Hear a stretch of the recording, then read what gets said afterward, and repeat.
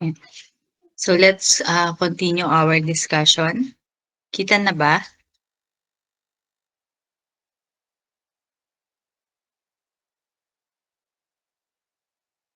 Okay, so let's start. So this topic one is the introduction to chemical engineering calculations.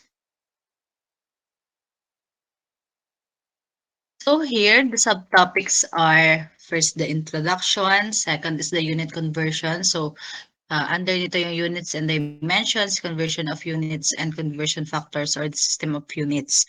Then we have the numerical calculation, we have the range, the mean, median, and standard deviation calculation. Then four is the dimensional homogeneity of equations. And last is the process data representation and analysis.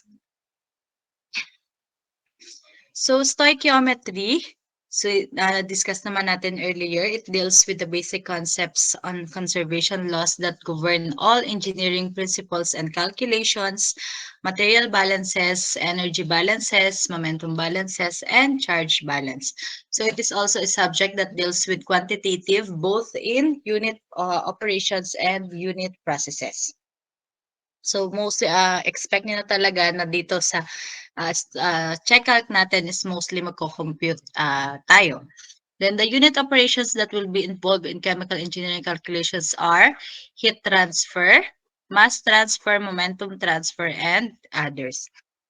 So if you have time, you can watch the link na attached here. So what is chemical engineering in YouTube? So let's proceed kay measurement. So ito naman is kumbaga parang refresher lang. Babalikan lang natin. So um, observations in science can either be qualitative or quantitative. So ang qualitative observation does not involve a number, while quantitative observation is called a measurement. So ang measurement laging may two parts, yung number at saka yung kanyang scale. Excuse me. So, yung number natin dito, for example, we have here 10 kilograms. Yung 10, ito yung number natin. Then, yung kilograms natin is yung unit natin. So, hindi lang lagi kilograms. So, we have different unit naman. Pwede siya kahit ano dito. So, both parts must be present for the measurement to be meaningful. So, for example, ang nakalagay lang dyan is 10. So, hindi natin pwede sabihin na measurement yan kasi wala siyang unit. So, pwede, kung ilagay naman natin dyan ay kilogram lang, hindi din pwede kasi wala naman siyang number or wala siyang sukat. Then dimensions are the basic concepts of measurement such as length, pwede ding mass, pwede ding time, temperature, amount of substance, and so on. So yung unit natin, ito yun naman yung means of expressing natin yung sa dimensions natin. So, sorry, pwede siyang length, hours, seconds, or kilos. So, our system of measurement, we have the metric system.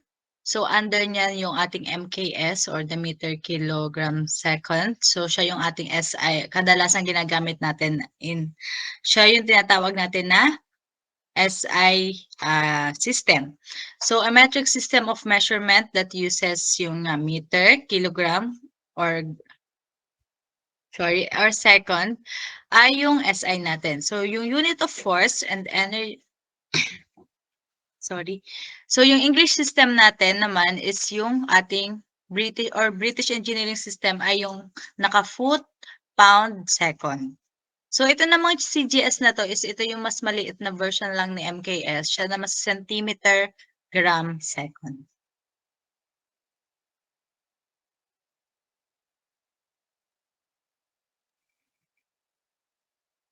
So, in SI unit, we have 7 base units. Ano-ano yon? We have the kilogram, candela, Kelvin, meter, second, ampere, and mole. So, dito nagagaling kay 7 fundamental units yung mga tinatawag natin na derived unit.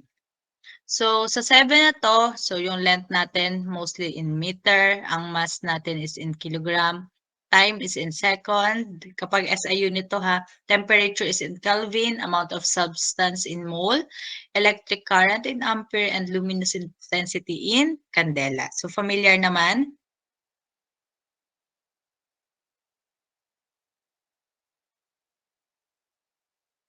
Okay, so SI prefixes naman. So to express small or large measured quantities in terms of few simple digits, so sa halip na maglalagay tayo ng 2, 0, 0, 0, 0, 0, so on and so forth, gumagamit tayo ng tinatawag na prefixes. So prefixes are used with these base units and other derived units. So these prefixes multiply the unit by various powers of 10. So ang ating ang kadalasan natin ginagamit is itong kilo. So, siya yung naka 10 raised to 3. Mega natin is 10 raised to 6. Giga, 10 raised to 9. Tera is 10 raised to 12. Peta is 10 raised to 15. And exa, 10 raised to 18. While kapag naman decimals ang ginagawa natin, kapag 0.1, 10 to the negative 1. Or deci, centi, milli, micro, nano is 10 to the negative 9. Pico is 10 raised to negative 12, femto, and ato. So, nandun naman yan. So, try to familiarize yourself kasi possible may mga tanong na ganyan. Ano yung ibibigay sa inyo is 1 picometer, ganyan. 1 picogram. So, lalo na kapag pinag-uusapan natin is sobrang liliit na unit. For example, bacteria, ganyan. So, gumagamit tayo ng mga itong mga nano, pico, femto, or prefixes natin. So, rules of significant figures. Can someone give a rule for significant figure? Sino nakakatanda pa yung rule natin for significant figure? Anyone? Yes, Belen. Ano po, all non-zero digits are always significant po. Okay, so yun naman yung obvious natin na all non-zero digits are significant. So yung number natin from 1 to 9, kahit saan mo siya ilagay before and after ng decimal, sa gitna, or sa kahit saan lagi siyang significant. Okay, tama. Next. Ano pa yung tatandaan nyo? Yes. Arshan. Correct me if I'm wrong, Arshana or Arshana ba? Arshana. Okay lang po kahit ano po. Art na lang. Joke. Sige, go Ay. art. Ano po, zeros between non-zero digits are considered significant po. Okay. Zeros between non-zero digits are significant. Ano yung example natin nun?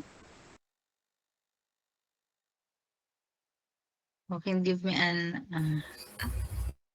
sige, go. Go, art. Kunyari po is 1,201. Ganun po. Okay, 1,201. So, yung zero doon sa in between ng 2 at 1 ay significant. Okay, so yun yung ating ilan sa mga rule ng sa significant figure. So, ito yung nabanggit ni Belen, ito yung nabanggit ni Art. So another thing sa rule of significant figure, final or ending zeros written to the right of the decimal point are significant. For example,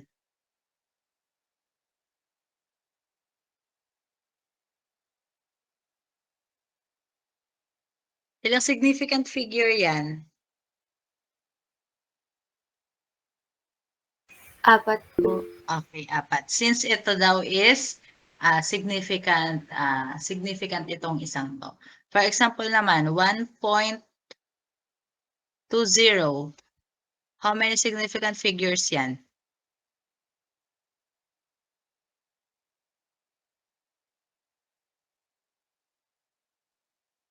Okay. So we have the 1, 2, at saka yung 0 natin. Then for non-significant figure naman, so zeros written to the right of the decimal point for the purpose of spacing the decimal point are not significant. For example, 0.0.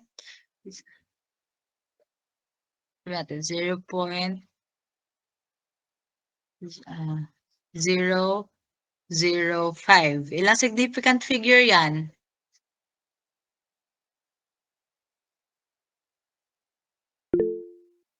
Yes. Sino yun? Harvey. 1 po. 1. Yung 5 lang yung significant natin. Itong 0 na to, itong dalawang 0 na to, at itong isang 0 na to is not significant. So, parehas tinutukoy dyan sa 1 and 2 na yan, yung 0 written to the right of the decimal point and 0 written to the left of the decimal point are not significant. For example naman, ito, 1,000. Ilang significant figure yan?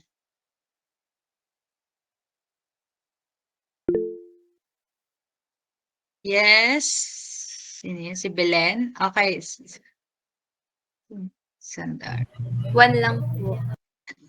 Okay, so nagigets? Or naaalala? Kasi alam ko gets nyo na to before. Okay. So, let's try. How many significant figures? Itong number 1 natin. 2,300. You can answer na, you can turn on your mic na wala para kapag nasagot ha para hindi na. Excuse me. Sa number 1 natin, anong sagot natin? Sa 2,300. 2 po, ma'am. Okay, 2. How about, itong pangalawa, 2,300 or 2.300. 4 po. Okay, very good. 4. How about ang number, itong isa, 2,300.0. 5. Okay, 5. Itong isa, 23,040 or 2.304. Excuse me. Ito, 23,040. 4 po. Okay, 4. Ang hindi significant yan ay ito. Ano natin para. Then, 0.035. 2 po. Okay, 2. So, hindi kasama itong dalawa. 0.03500. 4 po. 4. So, ang hindi lang kasama is itong dalawa. Sige, so, alam ko, gets nyo na yan. So, let's proceed sa rules for significant figures in mathematical operations. So, kapag nag-a-add or subtract tayo ng, kailangan natin i-consider yung significant digits natin. To add or subtract measurements, first perform the operation, then round off the result to correspond the least precise value involved. So for example, we have here 24.686 meter, 2.343 meter, 3.21 meter. Pag pinag-add natin siya, ang sagot natin is 30.239 meter. So sabi, ipag-add muna natin sila, then i-round off natin dun sa, ipe-base natin dun sa least precise value involved. So dito sa apat na to, sa tatlo pala, sorry, sa 24.686, 2.343, 3.21, alin dyan yung least precise? Yung 3.21 po. Okay, yung 3.21 natin. Kasi sabi natin, the more significant figure, the more precise the value. So, ilang significant figure to? 3. Ito is 4. Ito is 5. So, magbe-base tayo kay 3.21. So, ang answer natin is 30.239. I-round off natin into 2 decimal places since, or i-round off natin into 2 decimal places. So, ang sagot natin ay, guys, okay, 30.24 meter. Then, for the multiplication and division naman, after performing the calculation, note the factor that has the least number of significant digits, round the product or quotient to this number of digits. Sorry. For example, 3.22 times 2.1. Ilang significant figure ang 3.22? 3 po. Ang 2.1? 2 po. Okay. So, kung ang sagot natin is 6.762 square centimeter, kapag na-round off natin siya, ilang significant figure lang dapat? 2 Dalawa po. Dalawa lang dapat kasi nakabase tayo dun sa least number of significant digits. So yung 6.762 kapag ni-round off natin ay 6.8 square centimeter. Na-refresh or natandaan? Okay. So, ito naman is yung scientific notation. Familiar naman ang lahat. So, for example natin is 6,380,000 meter.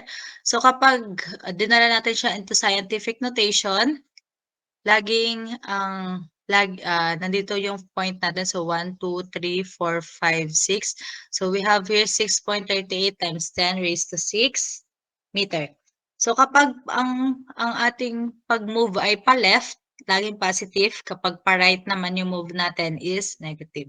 So, example naman natin ng radius ng atom. So, we have, ito yung point. So, pa-right tayo. 1, 2, 3, 4, 5, 6, 7, 8, 9, 10, 11. So, dito tayo maglalagay ng point. So, 11 yung ating na-move. So, 5.3 times 10 raised to negative 11 meters. So, familiar pa din?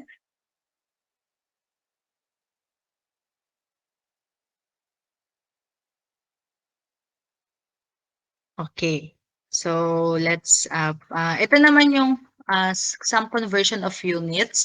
So, nandito yung, for example, ang giniven natin is in foot. Tapos, ang aking tinatanong ay, what is the value in centimeter? So, meron tayong certain conversion or meron tayong mga specific conversion per unit. So, we have here the length, the weight, area, volume, and speed. And also, itong mga conversion of units na to, na kay Paris to sa section 1. Sa section 1 ng Paris nyo. So, nandun talaga yung complete. Nandun pa for example, Newton to pounds, pound force, ganyan. Or yung mga mahihirap na conversion, nandun lang din siya. So, yun yung advantage ni Paris. You don't need to memorize each na to. And also, sa calculator nyo, the back of your doon sa cover ng calculator nyo, hindi ko sure kung lahat ha, pero mostly doon sa mga gumagamit ng Casio, Casio mga 570 ata yan or yung 991, ganyan-ganyan. So, sa cover ng calculator nyo, meron dyan parang legend nung pipindutin nyo para makuha nyo yung conversion, yung mga basic conversion lang. So, try to explore yung inyong una yung inyong Paris if you kapag mayroon na kayo, and second is yung inyong calculator. Okay? So, proceed tayo sa conversion of unit na example.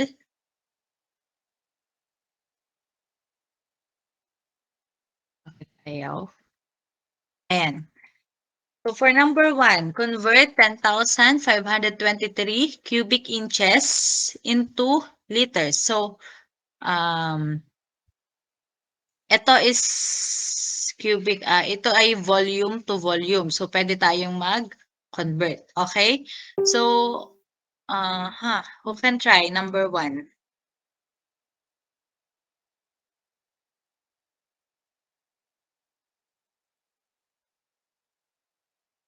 So, ang inyong isa sa mga tatandaan yung conversion ng ml to cubic centimeter. So, 1 ml is ilang cubic centimeter?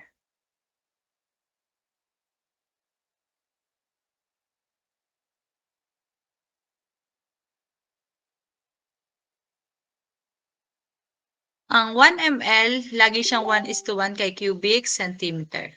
Tatandaan nyo yan. Isa yan sa kailangan tandaan. 1 ml, 1 cubic centimeter. Gets? How about? So, ang pwede natin isa pa pala, 1,000 liter is 1 cubic meter.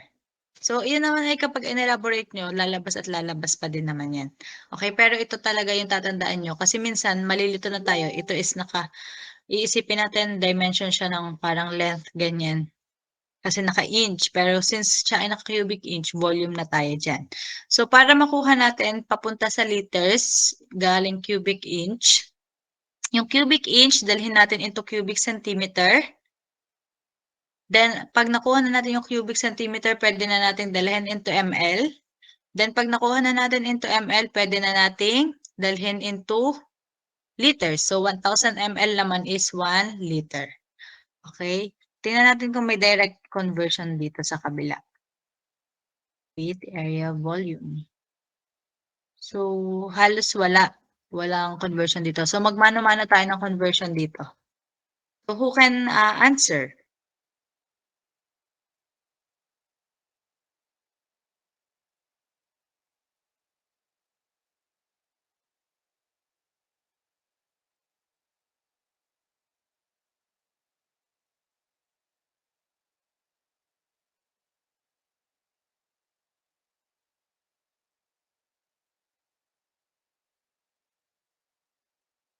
Guys?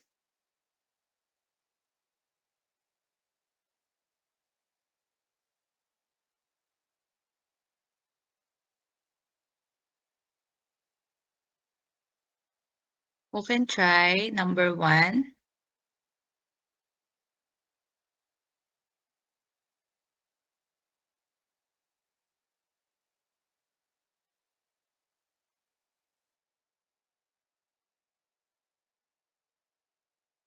So, sa 1 inch, ilang centimeter? Yun na lang muna. Sa 1 inch, ilang centimeter? 2.54 po. Okay. So, dito natin ilalagay ito. 2.54 cm. Ito ay 1. Pero don't forget yung i-cube natin siya. Okay, para maging cubic centimeter yan. Then after niya, naka-cubic centimeter na, sabi natin, 1 ml is 1 cubic centimeter din. So, lagay na natin dyan. Tapos ito is 1 ml. Then, 1 liter is 1,000 ml. So, please compute. Yes, Belen. So, ang sagot natin is 172. Okay, correct. 172.44 liters. Nasundan ng iba? Okay, again.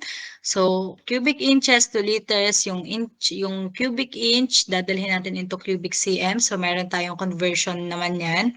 Based dito sa pinakita natin dito. Ito. Saan ba yun? Ito, 1 inch, 2.54. Then, from cubic centimeter, dadalhin natin into ml, 1:1 lang. Then, from ml, dadalhin natin into liter, 1,000 ml is 1 liter. Nagets? Okay. So, next for number 2. Convert 23 pound-foot per square meter to its equivalent in kilogram, centimeter per square second. So, ang kaya natin i-convert dyan, yung pound papuntang kilogram, yung foot papuntang cm, and yung square minute papuntang square second.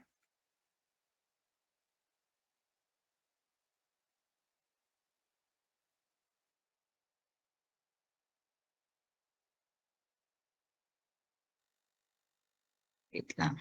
Nasaan ba yun? Okay. So, yung pound natin, how many pound are there in 1 kilogram? So, punta tayo sa weight.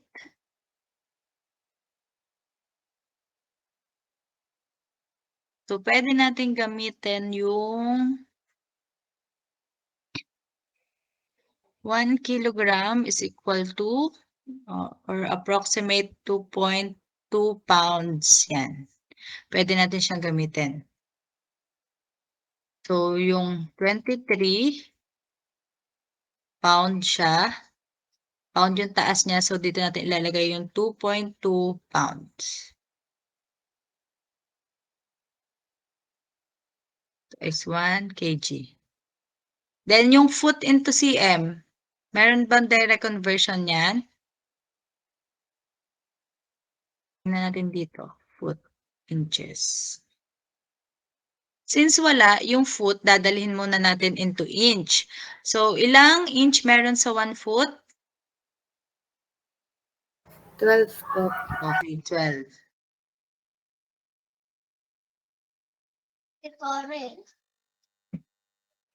Wait lang, guys.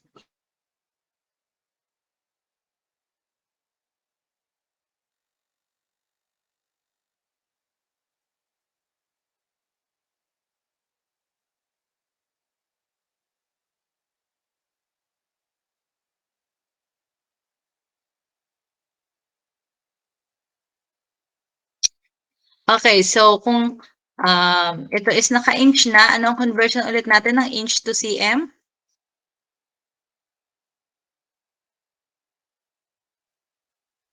Okay, 2.54. So ito is 2.54. Then yung minute natin into second.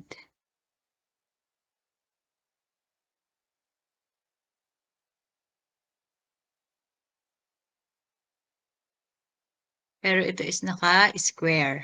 Kasi ang hinahanap sa atin is second square. Okay, ano sagot natin dito? Sa number 2.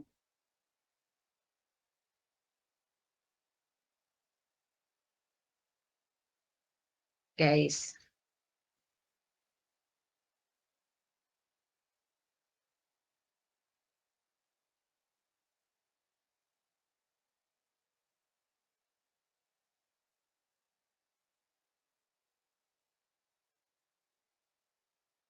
£23 foot per square meter, square minute times 1 kg per 2.2 pounds times 12 inch per foot times 2.54 cm per 1 inch times 1 square minute to 60 second square. So, anong sagot natin dyan?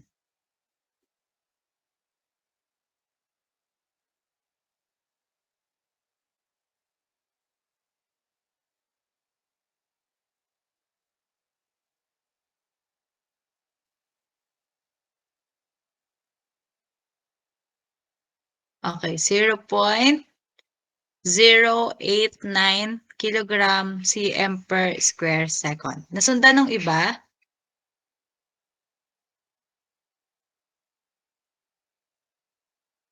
Okay. So, yun yung ating number 2. So, ganun lang yung pagko-convert natin.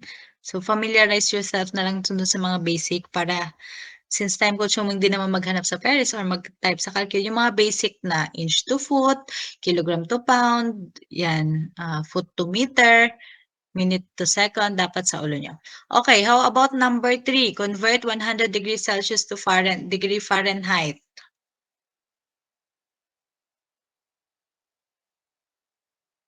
Kung mano-mano, ang gagawin natin, kapag degree Celsius to degree Fahrenheit is, nandito ba to? So, yung 100, to times natin sa 9/5, saka natin i-add ng 32. So, anong sagot natin dito?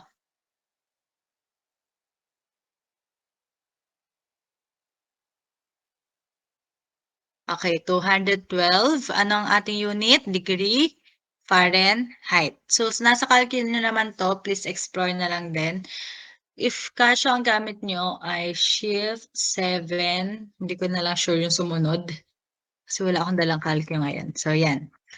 Okay, so ang sagot natin dito sa number 3 is 212 degree Fahrenheit. How about yung last number natin? 500 watts to HP. May direct conversion ba tayo niyan? Tingnan natin dito.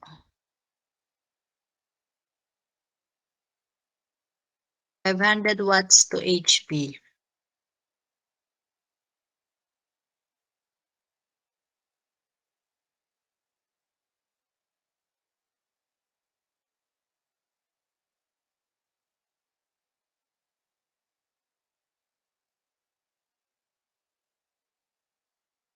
Okay, so yung Direct conversion natin yan is in every 1 horsepower, meron tayong 746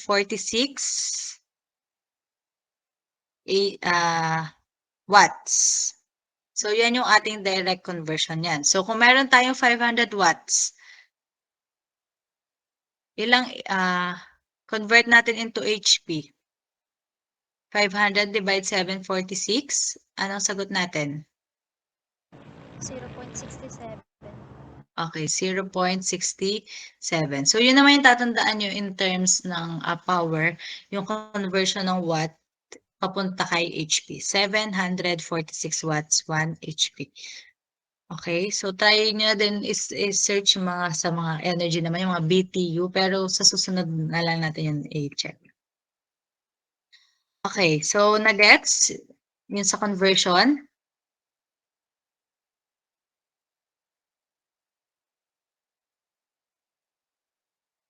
Gets, guys?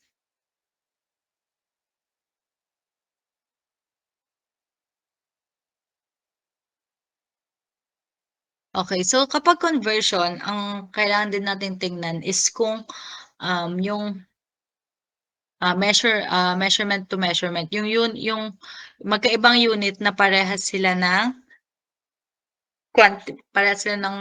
quantity. Hindi natin mahihirapan tayong i-convert, for example, or hindi talaga natin mai-convert kapag length into area, or kunwari ay foot papunta ng second. So, yung mga ganun is hindi siya mai-convert. So, proceed naman tayo sa force and weight.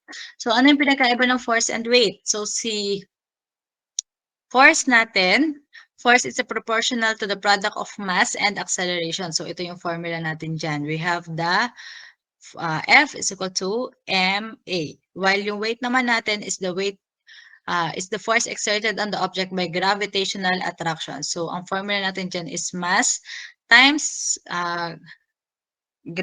times the gravity. So, ito ang G natin dito is yung constant natin na mostly ang ginagamit natin is 9.81 meter per square second, or kapag naman in English, 32.174 foot per square second. So, parehas lang din na ang unit niya is in Newton, dyne, or pound. So, yung Newton natin is kilogram times meter per second square. Since yung kilogram ay galing sa mass, ang meter per second square is galing kay acceleration. Then yung dyne, tatandaan ang dyne kapag in-expand mo is gram times cm per square second. While yung pound is in slug times feet per square second. So we have the uncertainty in measurement.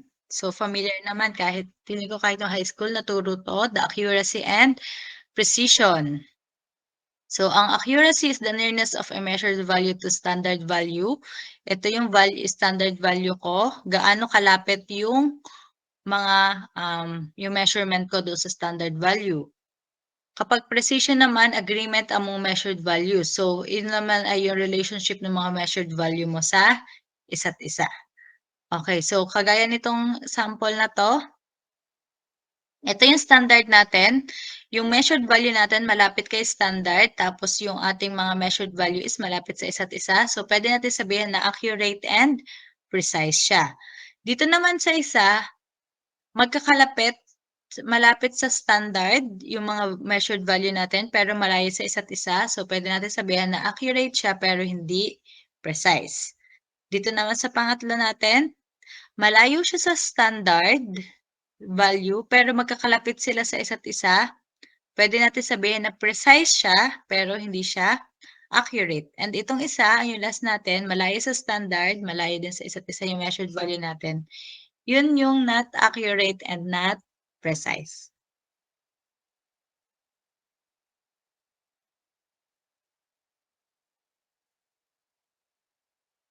Ayan. Nagets to? Okay. Madali lang, basic lang.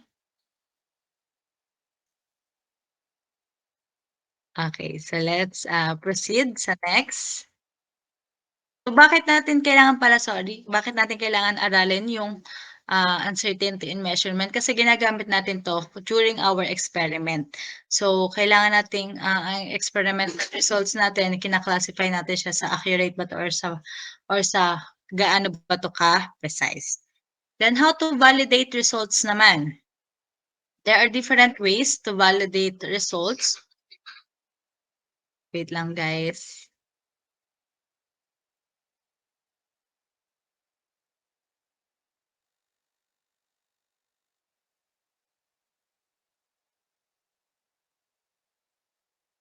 Okay. So we have different approach to validate a quantitative problem solution. So ano yung una?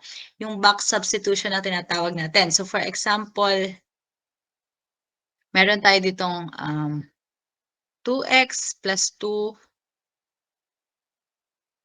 is equal to 8. For example lang.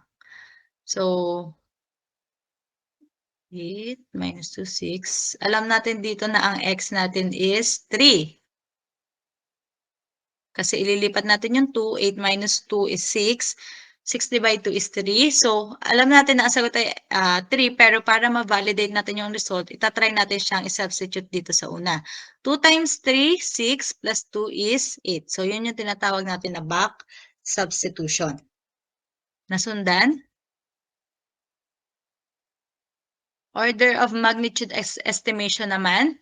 So, dito naman is coming up with a crude and easy to obtain approximation of the answer to problems and making sure that the more exact solution comes reasonably close to it. So, for example, meron tayong 2x plus 2 is equal to 8. So, sa halip na i-solve natin siya, magtatry tayo ng value ng 1 dito. 2 times 1, 2 plus 2, 4. So, alam natin na mas maliit yung 4 sa 8. So, dadagdagan natin. Gagawin natin tong 2. 2 times 2, 4 plus 2, 6 lang. So, kulang pa. So, gagawin natin 3. So, yun yung parang kumbaga trial and error method natin hanggang sa makuha natin yung exact solution na close dun sa sagot natin. Nagagets si order of magnitude estimation? Then, si test of reasonableness naman means verifying that the solution makes sense. So, for example, meron tayong sinosolve, tapos ang lumabas sa atin na, for example, nagsosolve tayo ng radioactive material. Ang lumabas sa atin is 1,000 kilogram na radioactive material ang kailangan para sa ganong anong tawag dito? Sa ganito reaction. Sa tingin nyo, reasonable yung 1,000 kilogram sa sa maunting reaction kapag if it is a radioactive material?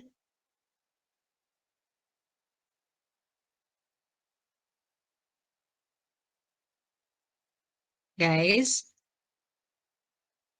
Or ito na lang, para mas simple.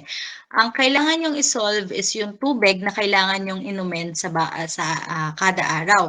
So, ang lumabas sa inyo na amount of water na kailangan yung inumin is 1,000 liters. So, tingin nyo reasonable na iinom kayo sa isang araw na 1,000 liters? Hindi po. Okay, so yun yung parang test of, kumbaga, test of reasonableness natin.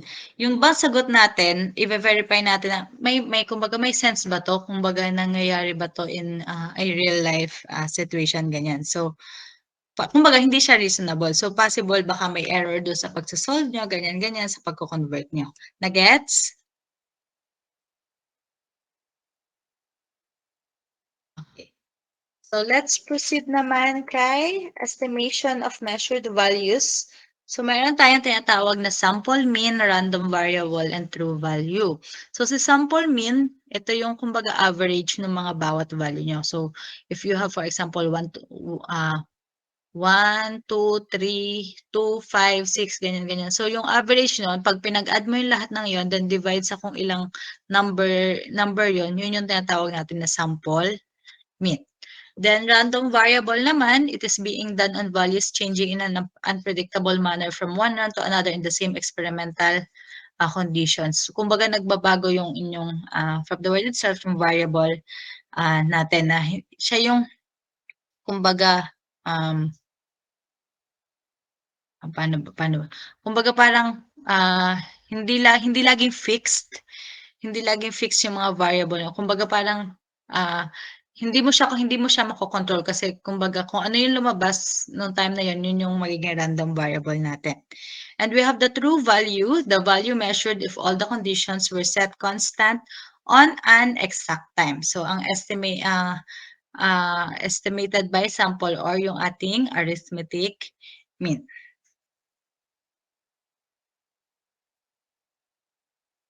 Meron din tayong tinatawag na, mean. Yun nga yung, kanina natin, median, mode, range, standard deviation. So, ito si standard deviation natin na kay calculator 'to. Same thing ata with, ano pa ba yung naki-calcu? Si sample variance pala 'yan. Yung calcu nyo is meron diyang function na kayang i-identify yung mean, yung standard deviation, and yung sample variance natin. Pero in case lang na wala pang calculator, wala pang ganung function si calculator nyo, meron naman tayong way how to solve yung ating standard deviation at saka yung variance natin. So, papaano yon? So, yung ating range na tinatawag, yung maximum, for example, meron ako ditong 2, 5, 3, 4, 8. Ano yung maximum na value ko dyan? Okay, how about si minimum? Okay, yung 2. So, yung ating range is 8 minus 2 is equal to 6. Ganun lang. Okay? Then, kapag sample variance naman, so we have here, ang formula niya is 1 over n minus 1. N is ilang measurement to? 1, 2, 3, 4, 5. So, 5 siya dito. Then, ang mean natin, 2 plus 5 plus 3 plus 4 plus 8 divide 5. Anong sagot natin?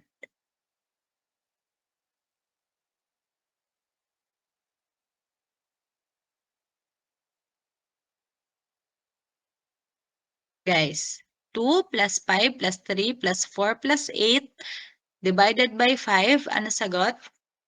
4.4 po. Okay, 4.4. So, siya yung gagamitin natin na mean dito. Ito. Then, yung x1 natin, ito yung value natin na x1. So, 2 minus 4.4 square natin. Then, yung isa naman is 5 minus 4.4 square ulit. And hanggang sa marating natin dito sa 8.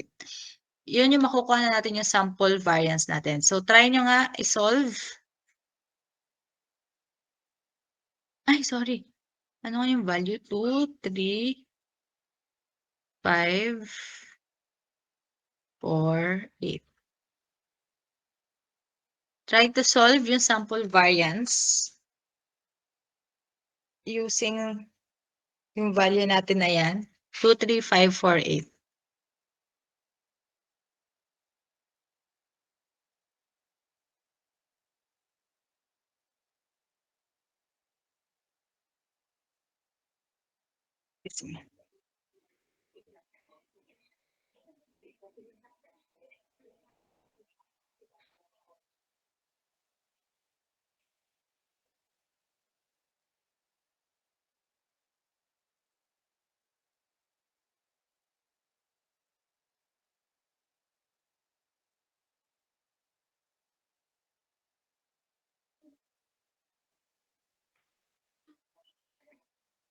What's our answer?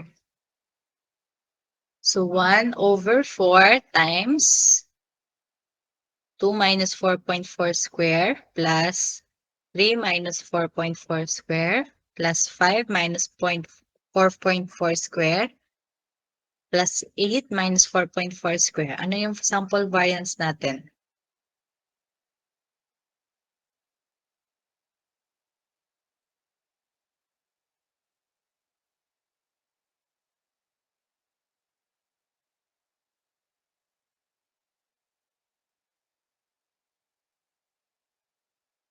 Okay, yun meron na pala, sorry.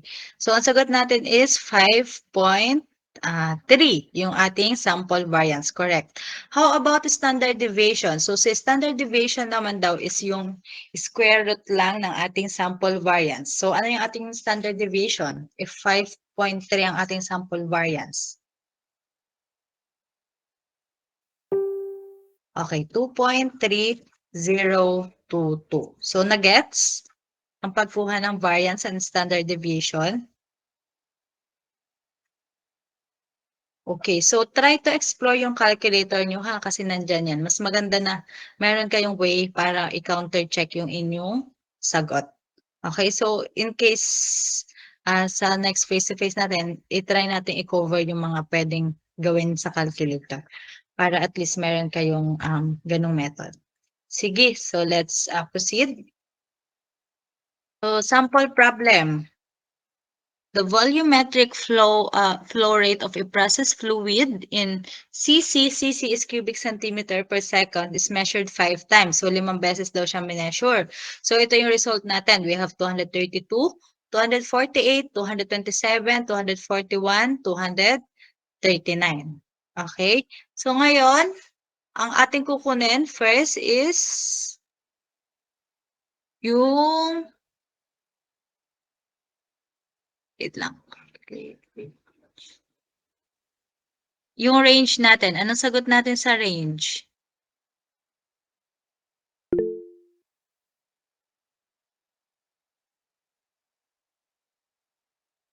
Sorry, yun munang average niya. Anong sagot natin sa average? 232 plus 248 plus 227 plus 241 plus 239 divide 5. Anong sagot?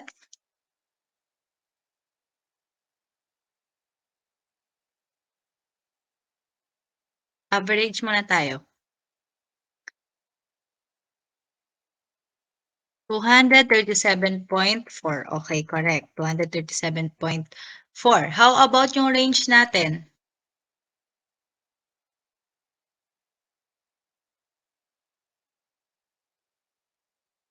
Range natin is 21. Bakit? Yung pinakamalaki, which is 248, minus pinakamaliit, which is 227.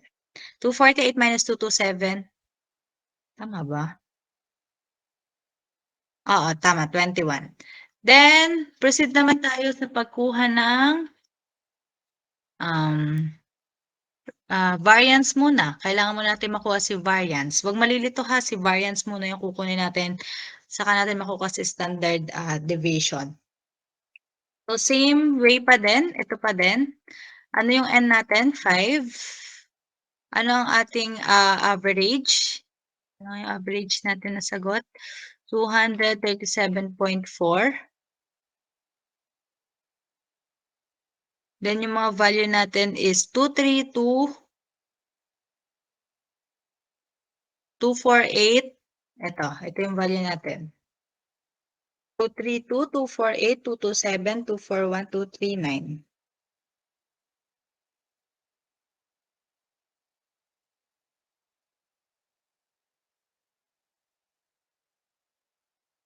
Ayan, para hindi kayo mahirapan.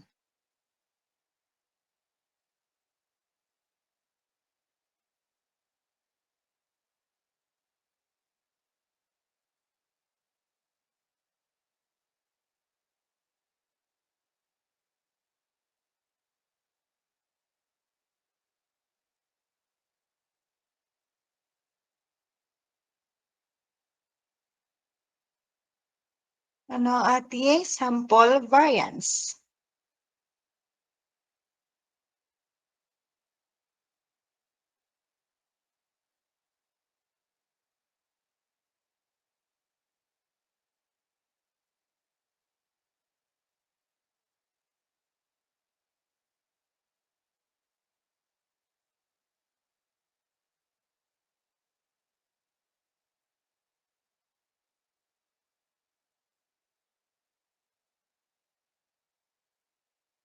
One. Okay. May sumagot na. 66 point. I'll check.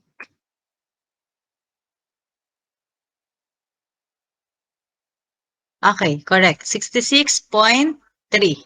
Nasundan ng iba? Ayan. So, pare-pares naman kayo 66.3. How about yung ating standard deviation? If 66.3 yung ating variance, 8.14. Okay, square root lamang. So, na-gets? Pag malilito ha, yung variance natin, siya yung may square sa taas. Tapos yung ating standard deviation, siya yung walang square sa taas. Pero parang kapag calculator, ang ibibigay sa inyo is standard deviation, tapos i-square nyo pa para makuha naman si variance. So, ano yun na lang natin to kapag face to face. Pasadahan natin. Okay? So, let's, yan, nandiyan naman yung way para ma-solve. So, let's proceed naman kay dimensional homogeneity. So, an equation is valid if it is dimensionally homogeneous, that is, each term in the equation must have the same net dimensions and units as every other term to which it is added, subtracted, or equated. Ano yung sinasabi dito? Hindi ka pwedeng mag-add kapag ang unit ay magkaiba. Kahit parehas sila ng, for example, parehas silang length. Ang isa ay inch, ang isa ay cm. Pwede ba nating directly i-add yung dalawa or i-subtract? Hindi po. Okay, so either one of these ay i-convert natin. For example, sa cm, i-convert natin into inch, si inch papunta kay cm. Okay? So, mapapag-add mo lang siya kapag ang unit niya is parehas the same. Then, values cannot be added if dimensions are different. Ano yung sinasabing ito? Ang isa ay inch, ang isa ay second. Pwede mo bang ipag-add si 2 inch plus 3 second?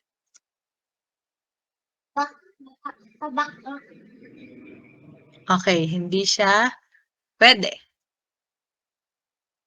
How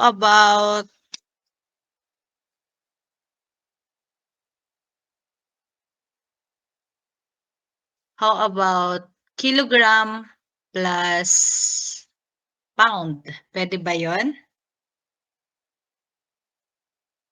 Okay, hindi din siya pwede. I-convert pa natin. We are talking here about direct addition and subtraction. So, pwede natin siyang i-add kung i-convert natin yung isa. Okay?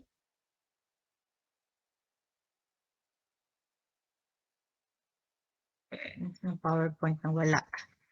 Ayan. So, dimensionless groups. Sorry. How about, gato pala, i-multiply natin si inch at second. Pwede ba yon? Si inch at second, i-multiply natin. Multiply or divide. Pwede ba? Okay, pwede siya.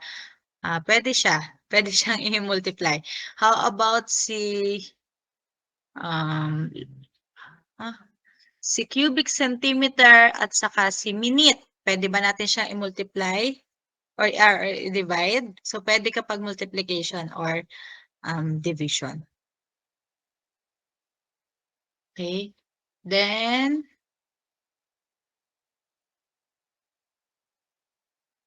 yun yung sinasabi sa dimension sa homogeneity, dapat same net dimensions and units. Then let's proceed kay dimensionless group. So variables or parameters put together either by theory or based on experiments and results to a single quantity with no net dimensions or unit. Kaya mostly yung mga dimensionless quantities natin, ang tawag dyan sa dulo is number. Kasi nga, nawawala na yung unit kasi nakakancel out siya. Ano yung example niya? So we have here the Reynolds number. Familiar ba kayo kay Reynolds number?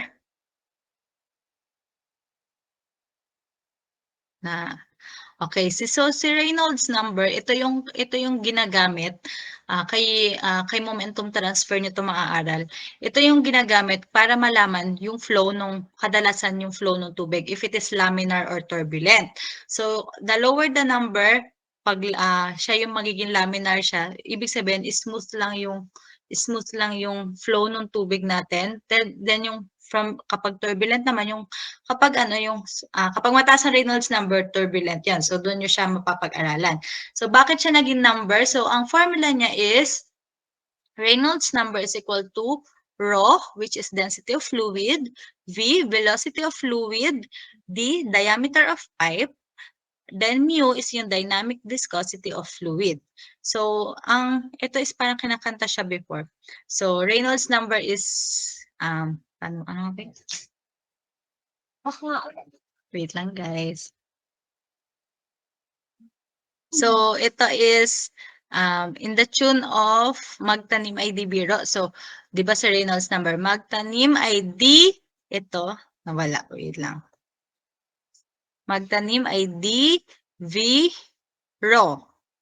Maghapong naka-mu, ko. So, yun yung tatandaan nyo kapag Reynolds number. So, yun lang ay isa sa mga easy way para ma-memorize nyo yung ating Reynolds number.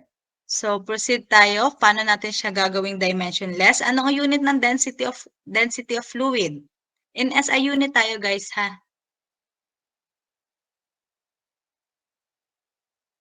Density. Anong unit ng density? Mass over volume, guys.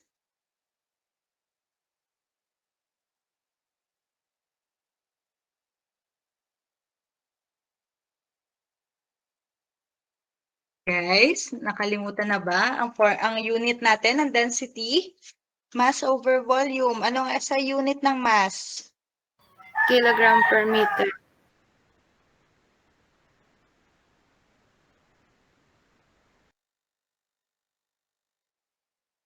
Okay. So, kilogram per cubic meter. How about ang velocity?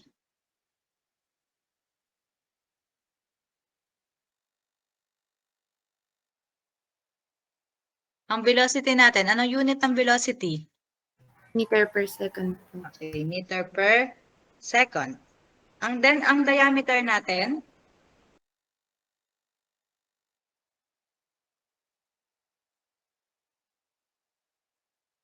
Ang diameter natin, anong unit, guys? Diameter, length. Meter po. Okay, meter. So, iiwan muna natin siya dyan, kilogram per cubic meter, then meter per second, ang SI meter.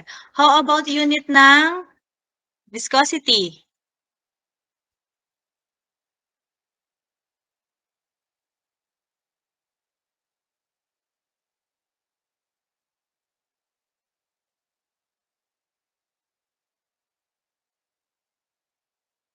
Guys.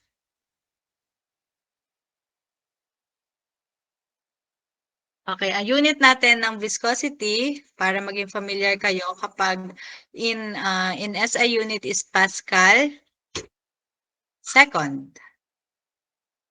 So, paano natin siya mahihiwalay? Ang isa is kilogram per cubic meter, ang isa ay meter per second, isa ay meter, isa ay Pascal per second. Hindi natin wala tayong pagka-cancel out nitong Pascal. So, si Pascal, ano pa natin siya? I-expand pa natin siya.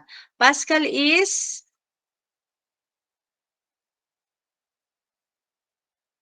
ano si Pascal? Unit of ano to? Unit of si Pascal is unit of pressure. Anong formula ng pressure natin?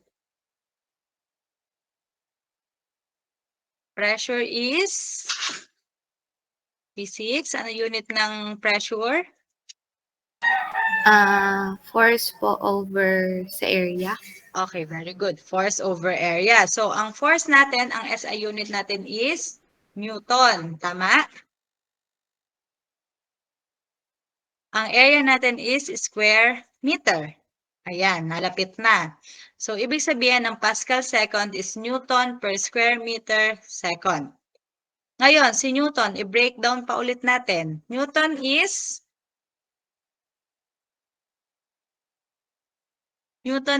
kilogram or yung ating weight times, mass times acceleration. Kilogram times meter per second square. Tama? Nasusundan ako? Nasusundan ka? Okay, so ulit natin. Ang ating SI unit ng viscosity is Pascal second. Sabi natin ang Pascal is area, meaning Newton per square meter. Ang Newton natin is mass times acceleration, kaya kilogram times meter per second square. So magkakamukha na ba? So ilagay na natin siya dito. Kilogram times meter per second square. Don't forget yung over m square niya ha. M square times second. So magkakamukha na ba siya? Magkakamukha na? Pwede na tayo mag-cancel out dito? Okay, so try natin. Kilogram. May kilogram sa baba? Wala. Meron. Okay, so kilogram, cancel natin. Yung cubic meter natin, yung meter natin, meron tayong dalawa sa taas, galing dito. So we have 1, we have 2. Tama? So meron tayo dito sa mali sa baba na isa, na tatlo. So makakancel out na tong dalawa, matitirahan na lang to ng ilan? Ilan na lang matitira diyan? Isa. Tama? So meter na lang dito. Yung second naman. Wait lang.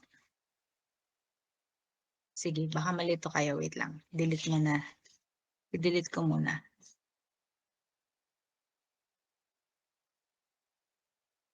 Ulitin natin.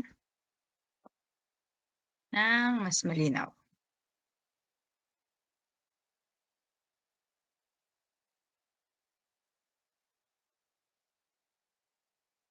Ayan. Ang ating rho dV over mu. Ang is meter per second, saka kilogram times meter or kilogram times kilogram. Tapos sabi natin ang ating mu is Pascal second, which is Newton per square meter second, na ang Newton ay kilogram times meter per second square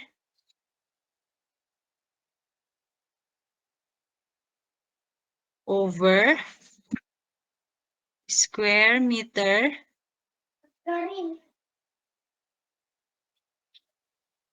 times second. Tama?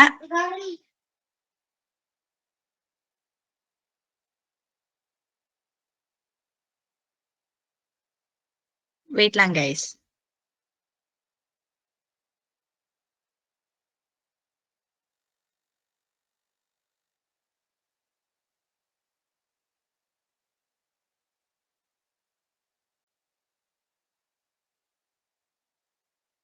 Okay. So, para hindi kayo malito, i-simplify muna natin siya. Itong taas muna.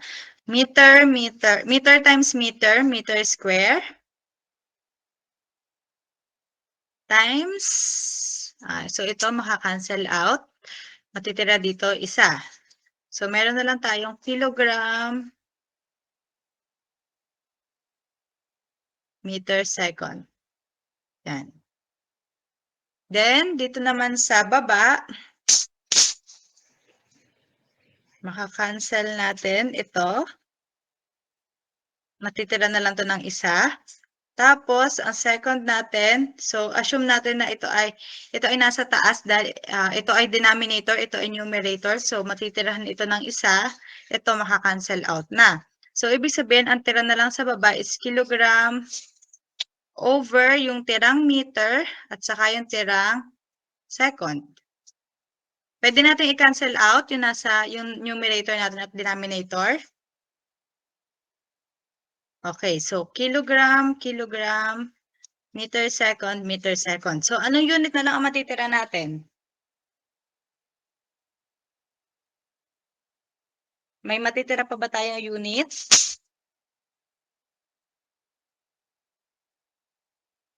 Okay, wala na. Kaya tinawag natin siya na dimensionless quantity or dimensionless unit. Kasi wala nang unit yung matitira sa kanya. So, kaya tawag natin sa kanya is number lang. Ito si Reynolds number. Nagets? Nasundan? Nasundan, guys? Ayan. So, wag malilito sa mga sa mga conversion at sa pagka-cancel out. Okay, so ano pa yung ibang mga dimensionless quantity? So, yun nga, nabanggit natin kanina si Reynolds number. So, second is si Darcy number. So, hindi ko naman ganun ikadi-detail sa inyo since ito ay hindi nyo pa magagamit. Si Damcoller, si Prandtl, si Schmidt, si porous thickness ratio. So, ito, madali ito si thickness ratio. Kasi, kumbaga, pag sinabi natin ratio, parehas siya ng dimension and unit. For example, meter over meter. So, makakancel out parehas. Then, air gap thickness ratio. So, si dimensionless quantity daw can be a pure number or a multiplicative combination of variables with no net dimension. So, dito lang sa part na dimensionless quantity, pwede ang walang unit ang sagot kasi nga dimensionless siya. So, naka-pairs din naman to mga dimensionless quantities. So, dun sa may mga pairs, try nyong kung meron kayong soft copy ni Paris, try nyong i-control F, i-search. Dimensionless quantity, nandun din naman to. So, ito, mag-try kayo dito or try nyong i-solve din from kapag may time kayo kung paano naging mga number yung unit na yan. Okay? So, nagets naman ang dimensionless quantity. Kaya pa, hindi pa saturated. Kaya na mag-quiz? Okay. So, proceed tayo kay process variable. So, a process is any operation or series of operations by which a particular objective is accomplished. So, for example, gusto kong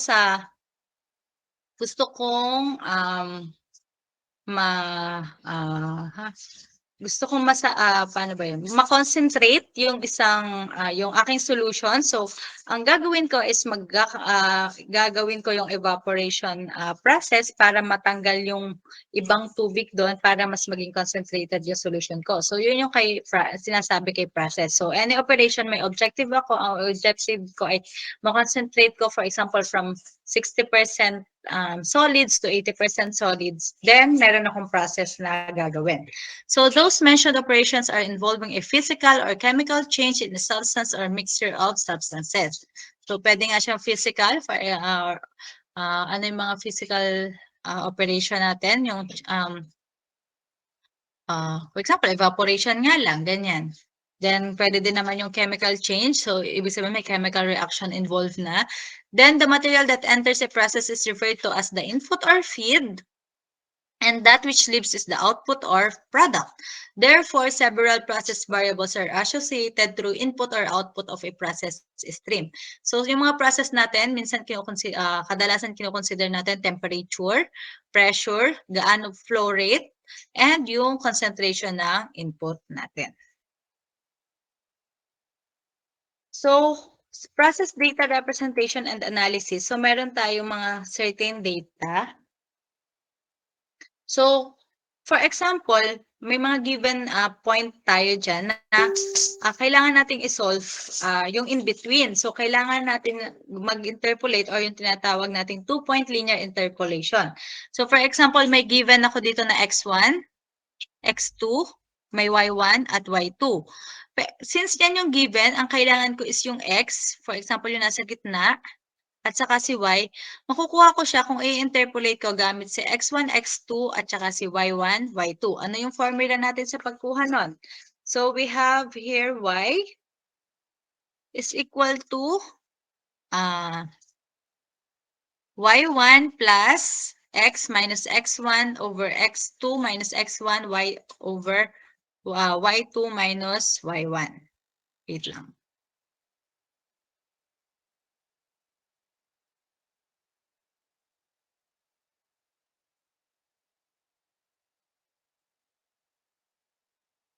So, ang y natin, yun yung hahanapin natin. Kasi kadalasan naman yan, ginigiven si x. Ito.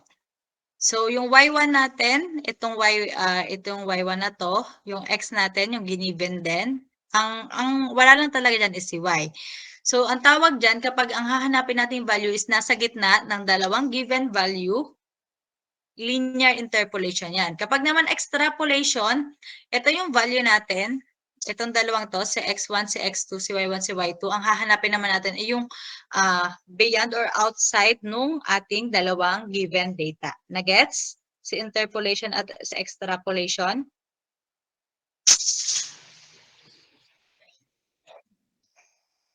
Susundan pa. Okay, so example natin. Determine the specific value. Ito na pala. Yan. Determine the specific heat value if the temperature falls to 180 Kelvin. So, meron daw akong 250 Kelvin, ang specific heat niya is 1,003. Meron akong 300 Kelvin, ang specific heat niya is 1,005. Ano naman daw yung magiging specific heat ng temperature na 280 Kelvin? So, from this formula, let's try to solve using this formula. Yan.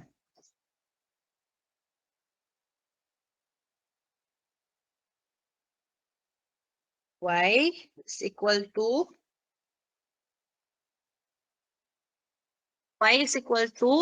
Y1. Anong Y1 natin dyan? 250. Ito yung ating X, guys. So, 1,000. malilito. Ito ang aking, yan. Ito ang ating Y. So, ang Y1 natin is 1,003. Ang X natin is, ito yung ating X ha. X, X1, X2,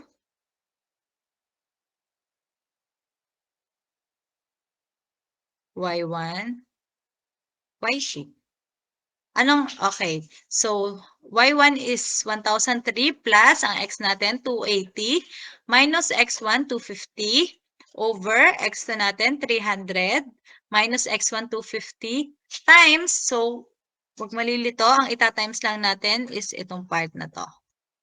So, times Y2, 1,005 minus Y1, 1,003. So, parang 1,003 plus 30, tama ba? 1,003 plus 30 over 50. Y2 over minus Y1 is 2. Ano sagot natin?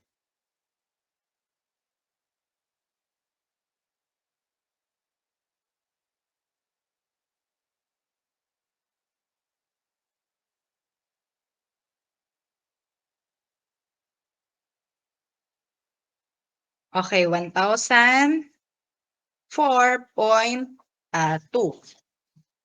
Ang unit is joule per kilogram Kelvin. Nasundan, interpolation? Okay. How about extrapolation? For example, maglagay ako dito ng, sorry, wait lang. Maglagay ako dito ng 320.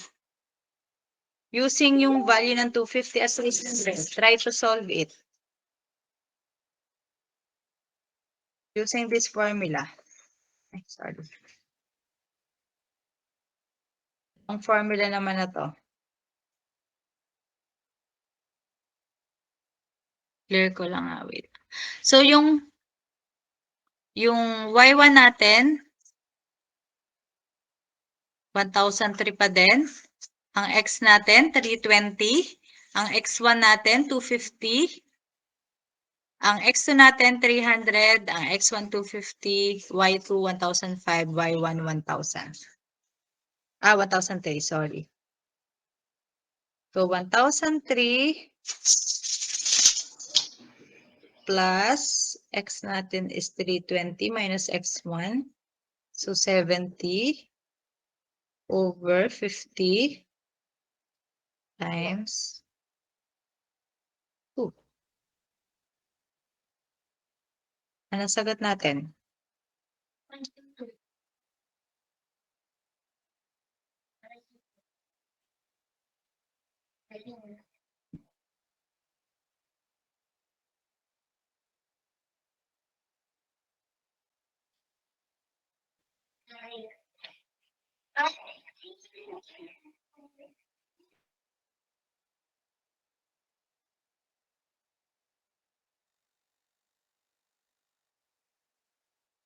1,005.8. Anong unit ulit? Huwag kalilimutan ang unit. Unit natin pa din is joule per kilogram Kelvin. So, hindi, guys, ito is example lang. Alam niyo naman, pagdating ng mga pa-quiz, pagdating ng mga exam, nagbabago-bago to. For example, kailangan niyo munang i-convert itong Kelvin into degree Fahrenheit. For example lang, itong specific heat, kailangan niyo muna i-convert. So, kailangan masanay din kayo or i-check niyo din muna yung given bago tayo mag-proceed sa interpolation. Okay? So, kay Paris, dadating ang time na kailangan niyo, madaming beses mag-i-interpolate kayo gamit yung Paris nyo kasi yung mga given na, for example, temperature and pressure, hindi naman siya exactly na kay Paris. So, kailangan yung interpolate siya in between. So, yun yung aaralin natin next time sa face-to-face na yon, since mahihirapan mahihirapan ko siyang i-demonstrate dito sa ating online. Okay? Gets? Paano mag-interpolate at extrapolate? So, sa face-to-face ko natin ituturo yung mga calculator way paano maggawa ng mag-solve ng interpolation. Okay? Okay, so yung topic 1 natin is tapos na. 9. So, please be back at 10 a.m. Akala niyo tapos